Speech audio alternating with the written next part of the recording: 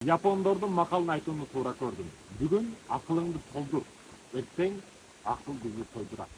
Бул жөнөкөй айтылган болушу мүмкүн. Бул негизги максатым кайрыларым кимге? Абитуриенттерге, окуучуларга, бүгүн ол менен бүткөндөргө. Эмне кылып болсо да окушка тапшыр. Жогорку окуу билим жайына сөз түрдө кир тапшырдым өзү. Окуп болот элең, окугандарды көрүп атабызго, мына окуп диплом чаң басып атат деген сөздөргө ишенбесең. Сөз түрдө билим алышың керек. Ошо сөздөрдү айтып жаткан адамдарды карасаң, жашоодо бир нерсеге жеткен эмес ал өзү. Сени да ошол катмарда калышыңды каалайт алар. Чоңураак бийик даражаларга жетишиң үчүн сөз түрдө билимди алышың керек. Бүгүн мындай чакыратмада мына оң жакта турган түз, мост, көпүрөнүн астында Кыргызстандын бир мет жеринде ушул акыйкат сөзү япон макалын түшүндүрүүнү туура көрдүм. Сөз түрдө билим ал. Сөз түрдө жогорку окуу жайга кир, урматтуу эркек, жигит. Окушуң керек, окубасаң болбойт. Окубасаң эч ким бойдон калат.